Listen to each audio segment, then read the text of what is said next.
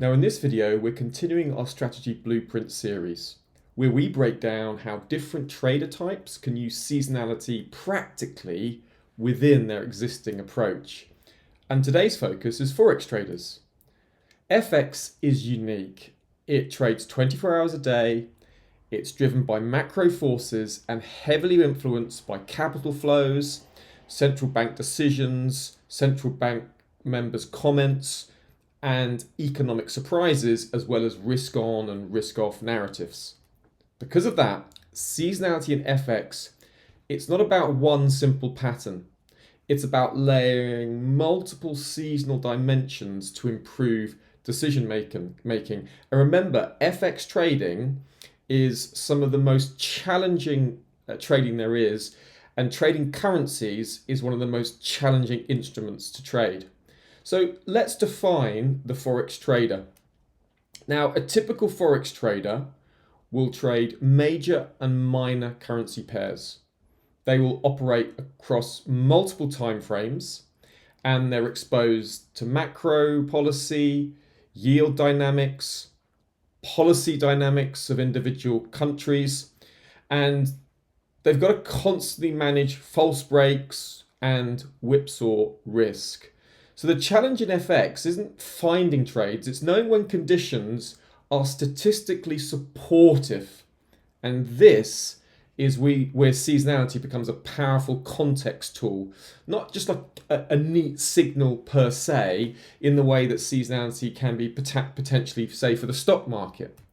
Now, the first layer to consider in seasonality is annual seasonality. Currencies tend to exhibit recurring behaviors based on fiscal years. So take, for instance, something like capital repatriation. Okay, a good example of this is the dollar yen around Japan's fiscal year end, right? And this is where repatriation flows often dominate price action. So if you look at the dollar yen, and let's just look at it from a seasonality point of view, what you tend to see about the dollar yen is, let's look at a slightly longer time frame, is around sort of heading in to early April, you tend to see the yen weaker. But when you have a repatriation of the yen back to Japan, you tend to notice that the yen strengthens. Okay, so it's a definite pattern that once you sort of get through that fiscal year end, you see that repatriation dominate the price action, and you can see there's a bias for the yen to gain around that time of the year. Another example is the Aussie US dollar pair. Now, the Aussie US dollar pair tends to rise into year end. Now, this is on a number of different factors. First of all, it's repatriation flows of the dollar. And you tend to see the dollar going back into the US at the start of the year, but out towards the end of the year. That helps lift the Aussie US dollar.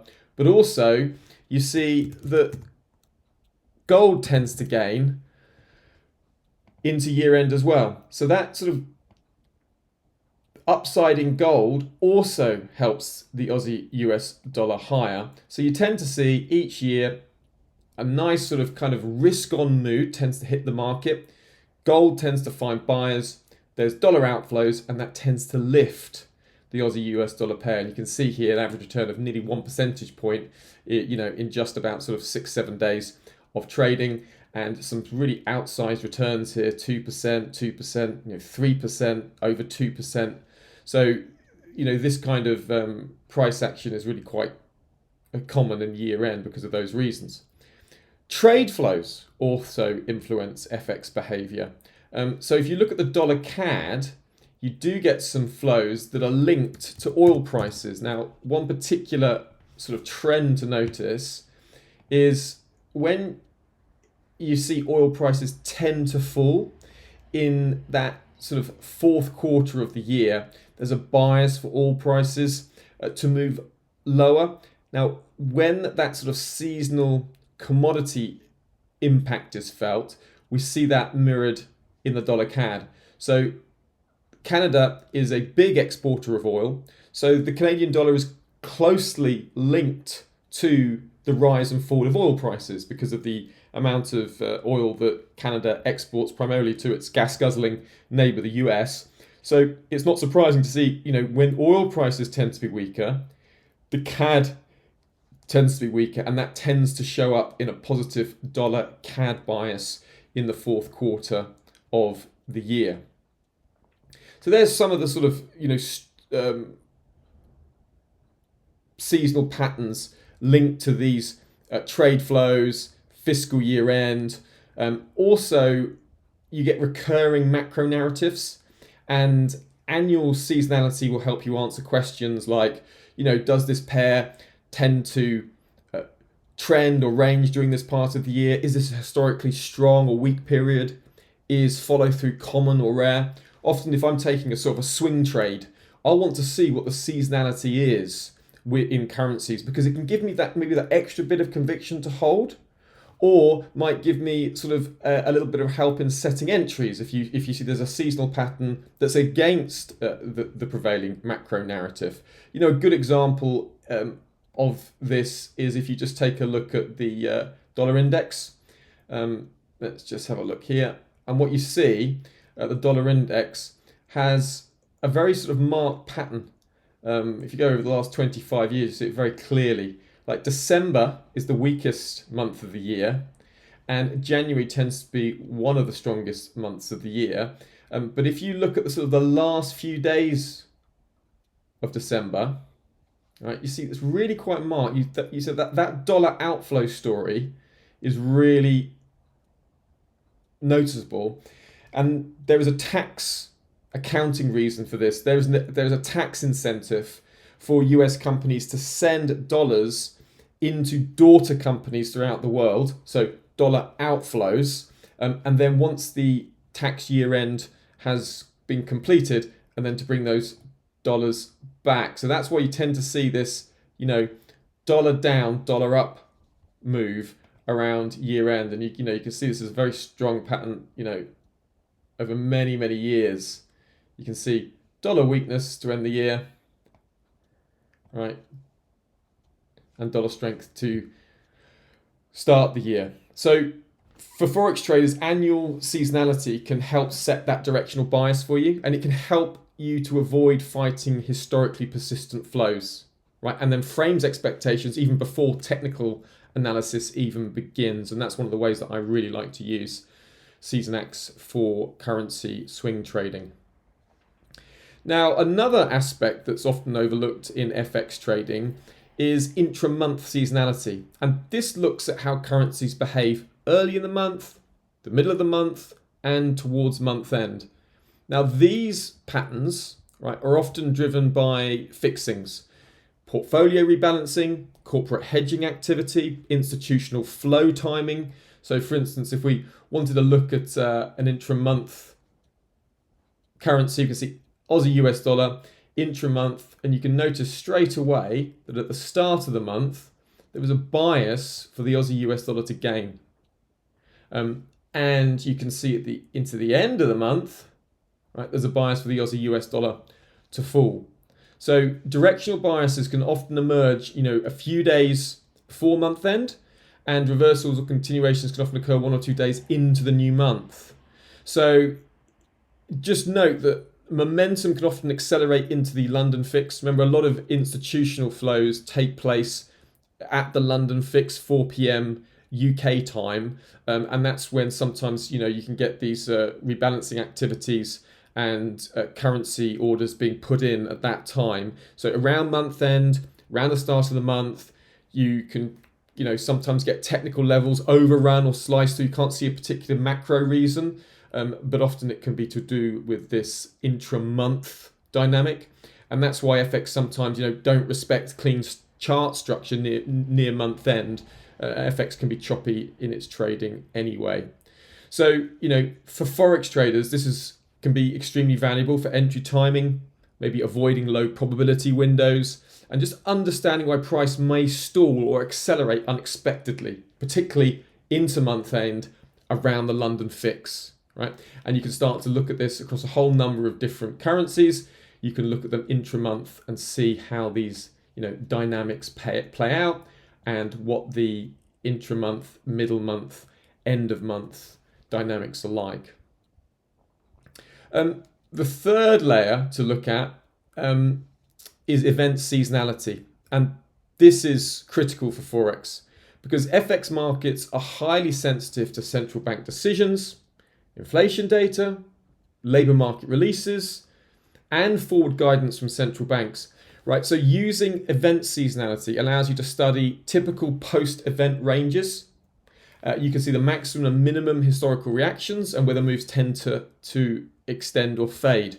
Right, so let's look at this. This is the Fed meeting, and you want to look at the Aussie US dollar pair. Straight away, you can see that the Aussie US pair tends to weaken out of a Fed meeting. Right, so on the day of the Fed meeting, right, the day after the Fed meeting, and the second day after the Fed meeting, there is a bias for the Aussie US dollar to lose value. Right, so that's great insight and understanding, particularly if there's a reason that you detect during the Fed meeting to sell the Aussie US dollar. Right, is there a reason for dollar strength? Right, and then you can start to look, well, what are the potential moves you can expect in the 2 days after a Fed meeting? And straight away you can see, look, the maximum fall was 2.93%, and the maximum gain is 1.85%. So straight away, if you wanted to look at the times the Aussie US dollar falls, so look at times the falls, what's the maximum that goes against you is the question,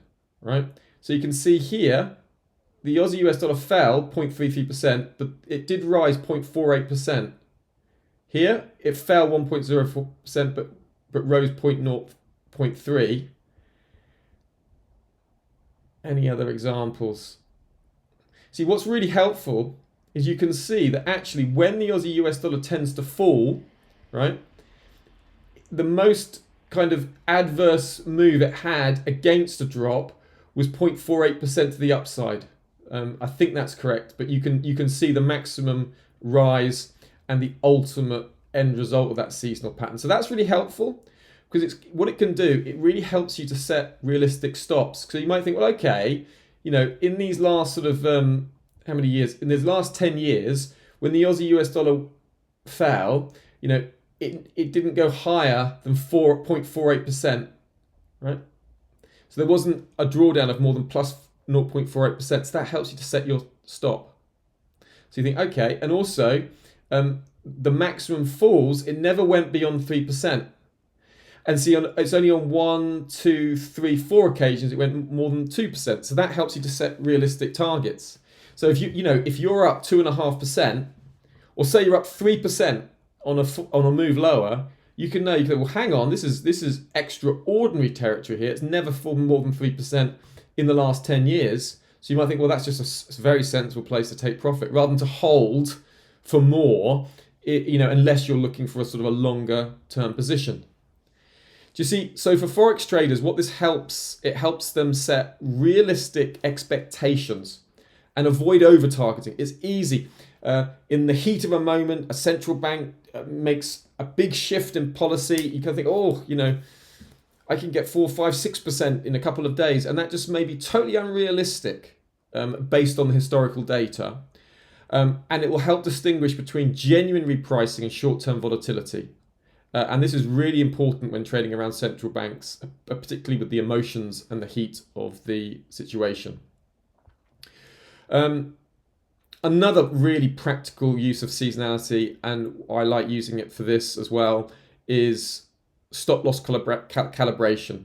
Forex markets are notorious for stop hunts, false breaks, intraday noise, and by analyzing seasonal behavior, you can really set yourself a decent expectation of where a stop should be. And you can avoid stops that are statistically too tight. Right? Doesn't mean wider stops for the sake of it. It means informed stops placed with historical context. Okay, really, really helpful. Say you were looking at euro dollar, you notice that particularly at this time of the year, it seems to be a really strong pattern. Okay, you've got a good reason for going long euro dollar, and then you're looking, and you might look at this, during this week, turn of the month, 28th May, 6th of June, 80% winning trade percentage, average return 1.08%. You're seeing a reason to go long. You're thinking fantastic. Well, when was the maximum drop? Like 1.46% when it rose 0.24%. So straight away you can know, look, that's the worst stop that there has been in this period over the last 15 years. So you might set your stop to allow a maximum drop of 1.46%. Okay? So that's not that you're having an unnecessarily wider stop, you're just using historical volatility to set a realistic stop. And then it's much more relaxing because you think, well, hang on, if my stop is hit, there will have to be some event or some catalyst that has not been felt, in the last 15 years. Right? So it just gives you this extra layer of confidence. So the real power for Forex traders just comes from layering.